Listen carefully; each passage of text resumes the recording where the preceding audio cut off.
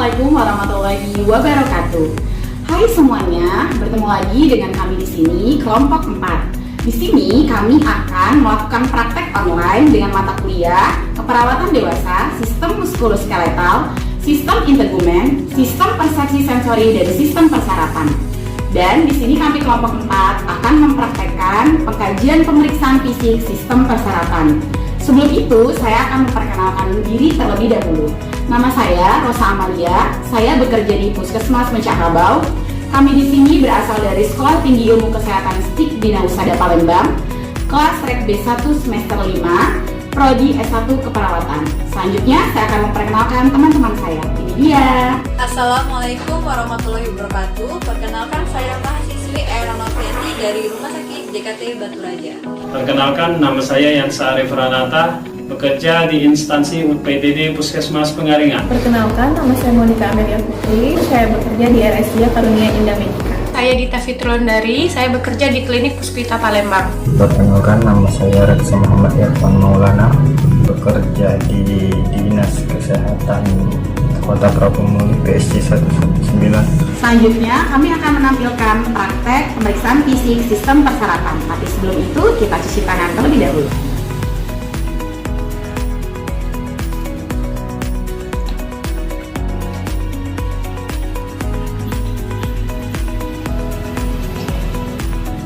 Berikut format pemeriksaan fisik sistem persarafan, dimulai dari anamnesa, pemeriksaan tingkat kesadaran, pemeriksaan rangsangan meningeal, pemeriksaan kekuatan motorik, pemeriksaan sensorik, pemeriksaan nervus kranial, ada 1 sampai dengan 12,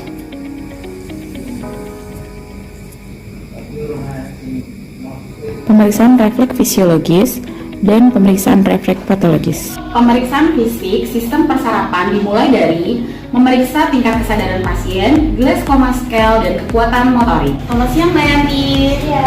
Bagaimana kabarnya hari ini? Iya, sehat. Sesuai janji saya kemarin, hari ini saya akan melakukan pemeriksaan fisik sistem persarafan Mbak Yanti. Tujuannya agar mengetahui apakah ada kelainan fungsi sistem persarafan Mbak Yanti. Waktunya 10-15 menit. Apakah Mbak Yanti bersedia? Iya.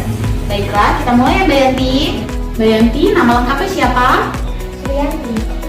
Umurnya berapa? 45 tahun. Alamatnya di mana? Pada Palembang.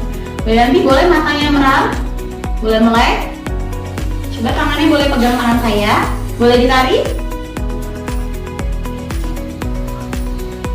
Mbak Yanti tahu Mbak Yanti saat ini berada di mana? Klinik. Mbak Yanti tahu ini apa? Enak. Mbak Yanti tahu ini apa?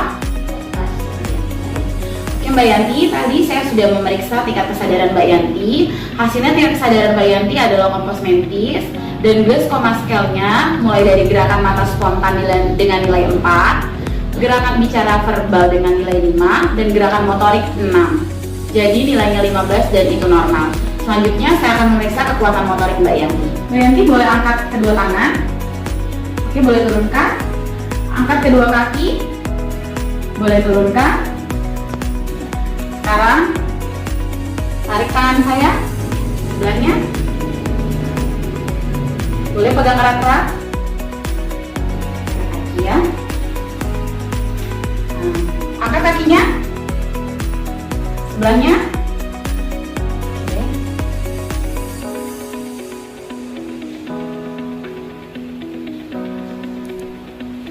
Tonus otot yang ekstremitas atasnya.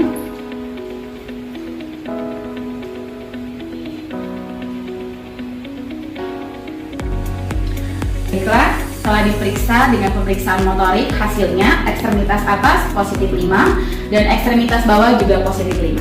Baiklah, di sini saya selanjutnya akan melakukan pemeriksaan meningeal. Pemeriksaan meningeal yang pertama adalah pemeriksaan kaki dulu.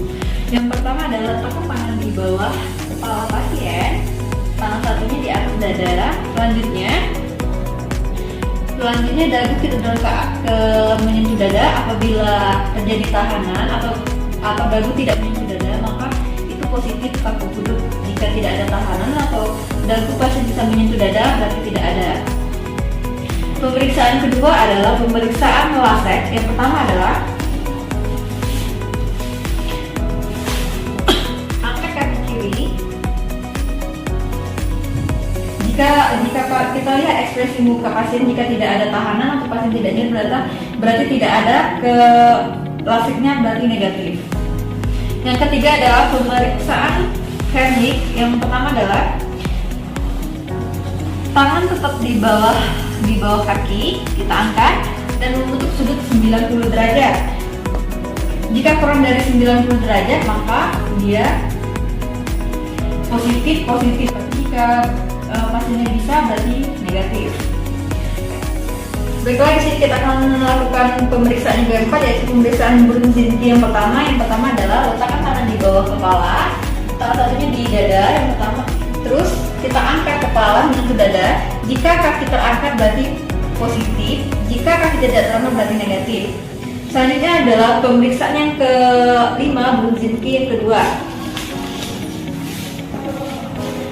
Angkat kaki membentuk sudut 90 derajat.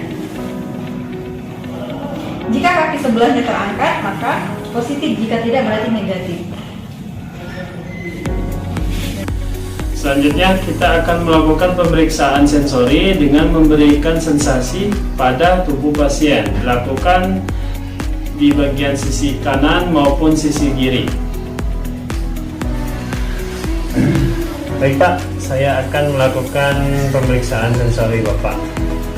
Luruskan tangan sebelah kanan Pak. Apakah terasa? Terasa. Apakah terasa? Terasa. Sebelah kiri Pak. Apakah terasa? Terasa. Apakah terasa? Oke, baik, terima kasih. Sensori mencakup juga dengan pemeriksaan sensori vibrasi dengan menggunakan alat Perputala. Kemudian juga pemeriksaan sensori posisi. Baik Pak, saya akan melakukan pemeriksaan sensori posisi. Tangan kanan Pak. Sebutkan nanti posisi mana yang akan saya gerakkan. Atas. Atas. Bawah. Bawah. Atas. Atas. Bawah. Bawah. Kirinya Pak. Atas. Atas. Bawah. Bawah. Atas. Atas. Bawah. Kakinya Pak. Ini. Atas. Atas. Bawah. Bawah. Baiklah, di sini saya akan melakukan pemeriksaan nervus olfaktori yang berfungsi untuk memeriksa saraf sensorik dan untuk memeriksa saraf penciuman, yaitu dengan cara coba Ibu cium minyak kayu putih ini. Apakah masih tercium, Bu? Iya, masih. Coba Ibu cium bau, apakah masih tercium? Masih. Ya. Selanjutnya kita akan melakukan pemeriksaan nervus opticus yang berfungsi untuk melihat ketajaman mata pandangnya. Coba Ibu, kepalanya tidak usah bergerak. Ya. Kemudian coba lihat apakah Ibu melihat wastafel di sebelah Ibu. Iya, saya melihat. Kemudian apakah Ibu melihat hands crown di sebelah Ibu. Iya, saya melihat. Berarti ketajaman mata Ibu masih bagus. Dan setelah itu coba Ibu apakah melihat telunjuk saya? Iya, saya melihat. Apakah Ibu melihat telunjuk saya? Iya, saya melihat. Sebelah sini apakah Ibu melihat telunjuk saya? Iya, saya melihat.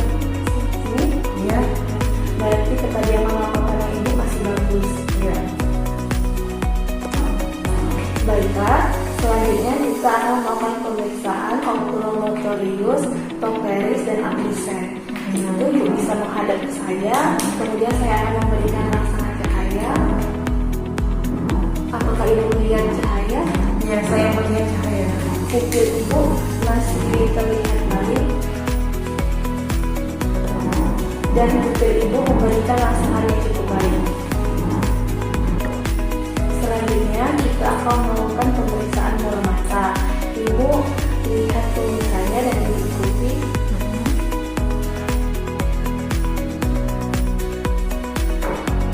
Pupil Ibu masih cukup baik. Ya. Setelah itu kita akan melakukan pemeriksaan kelopak mata. Nanti matanya ditutup. Kemudian saya akan buka, tapi ibu jangan buka ya.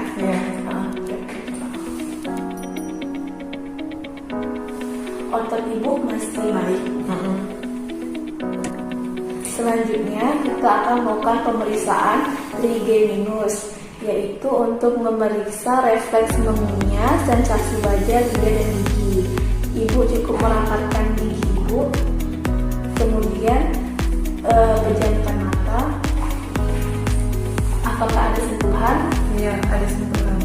Berarti sensasi wajah ibu masih baik. Setelah itu kita akan melakukan pemeriksaan nervus facialis yang berfungsi untuk melihat saraf motorik dan ekspresi wajah. Ibu bisa kerutkan dahi? Ya, bisa. Dan mengangkat alis? Ya, bisa. Pemeriksaan selanjutnya ialah pemeriksaan koklearis yang berfungsi untuk pemeriksaan pendengaran.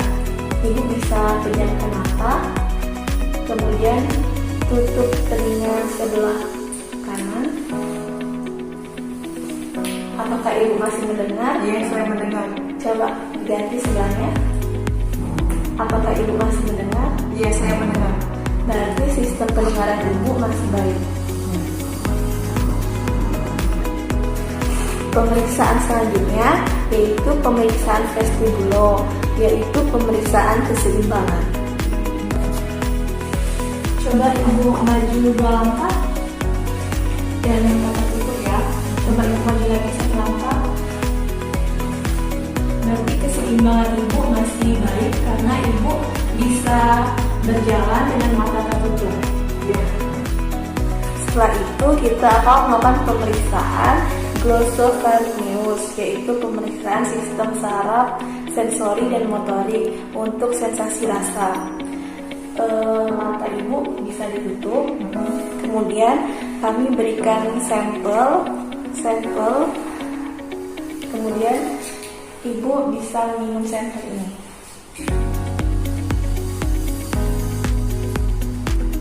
Untuk rasanya ini rasa manis.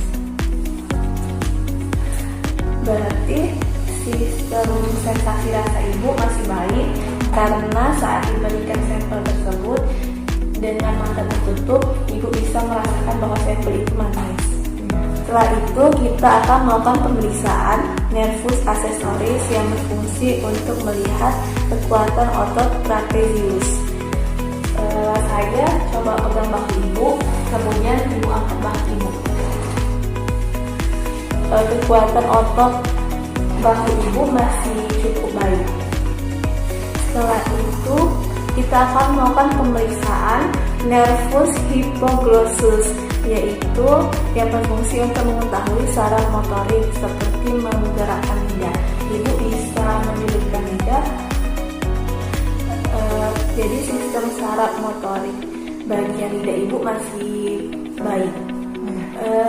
Cukup itu saja pemeriksaan nervus dari saya. Jadi kesimpulannya 12 nervus ibu masih baik. Selanjutnya, saya akan memeriksakan refleks fisiologis pada sistem persyarafan. Baiklah, pemeriksaan pertama yaitu pemeriksaan refleks biceps. Posisikan lengan pasien fleksi dan ekstensi sedikit pronasi. Baiklah ibu, lemaskan saja, tetap rileks. Pada lengan pemeriksa, letakkan siku pasien dengan lengan pemeriksa. Setelah itu, letakkan ibu jari di bagian atas tendon biceps seperti ini. Setelah itu, pukul ibu jari dengan refleks hammer. Reaksi pertama adalah kontraksi otot biceps, fleksi lengan ke bawah. Setelah itu, pemeriksaan refleks triceps. Pemeriksaan triceps ini sama dengan pemeriksaan biceps. Posisikan pasien tetap rileks. Setelah itu, pukulkan tendon yang pada bagian biceps, triceps. Kemudian triceps akan kontraksi agak sedikit mengentak, ekstensi lengan ke bawah, bagian sini ya.